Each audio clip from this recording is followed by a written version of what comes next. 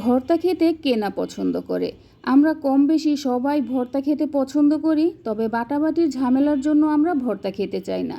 কিন্তু এই ভর্তাটা আপনি হাতে মেখেই বানিয়ে নিতে পারবেন। আসসালামু আলাইকুম, welcome back to my channel. আজকে আমি তৈরি করে দেখাবো কচুরমুখী ভর্তা বা গাটি ভর্তা। এই কচুরমুখী ভর্তাটা খেতে অসম্ভব রকমের ভালো লাগে। আশা করি আমার আজকের রেসিপিটাও আপনাদের কাছে ভালো লাগবে।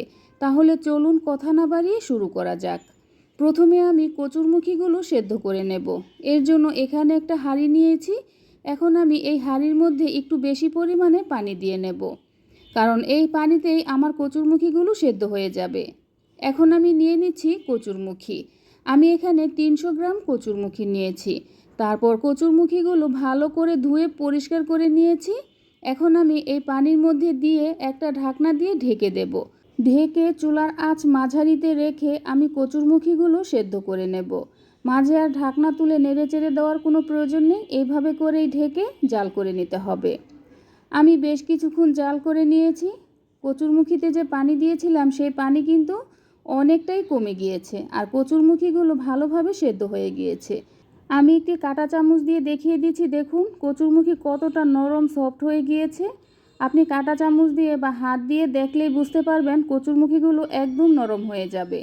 এখন আমি চুলা থেকে নামিয়ে হালকা একটু ঠান্ডা করে নেব, কারণ এত গরম অবস্থায় কিন্তু কচুরমুখীগুলো ছেলা যাবে না। আমি চুলা থেকে নামিয়ে একটু ঠান্ডা করে নিয়েছি। এখন আমি কচুরমুখীগুলো ছিলে নেব। আর কচুরমুখীগুলো কিন্তু একবারে পুরোপুরি ঠান্ডা করা যাবে না, একটু হালকা গরম অবস্থায় ছিলে ভর্তা করে নিতে হবে, তাহলে ভর্তার মধ্যে কোনো দানা দানা ভাব থাকবে না। আমি একটা ছিলে নিয়েছি। একইভাবে আমি সবগুলো কচুরমুখী ছিলে নেব।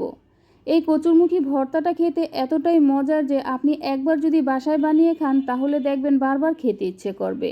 যারা কচুরমুখী ভর্তা খেয়েছেন তারা তো জানেনই এটা কতটা মজার, আর যারা এখনও খাননি তারা অবশ্যই ট্রাই করে দেখবেন। গরম ভাত অথবা বোয়া ভাতের সাথে খেতে কিন্তু অসম্ভব মজার হয়। আমার মা প্রায় সকালবেলা এই ভর্তাটা বোয়া ভাতের সাথে করে থাকে। আমার কাছে খেতে তো অনেক ভালো লাগে। আশা করি আপনাদের কাছেও ভালো লাগবে। একইভাবে আমি সবগুলো কচুরমুখী ছিলে নিয়েছি। তারপর দিয়ে দিচ্ছি ভেজে নেওয়া শুকনো মরিচ। আমি সামান্য পরিমাণ তেলের মধ্যে শুকনো মরিচগুলো ভেজে নিয়েছি।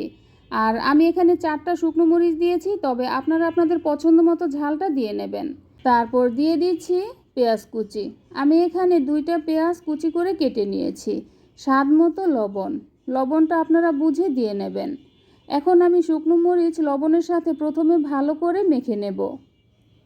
তারপর পেঁয়াজ আর মরিচ একসাথে মেখে নিতে হবে।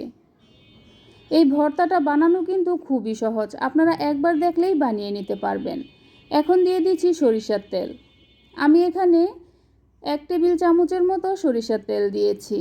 তেল দিয়ে খুব ভালো করে মেখে নেব।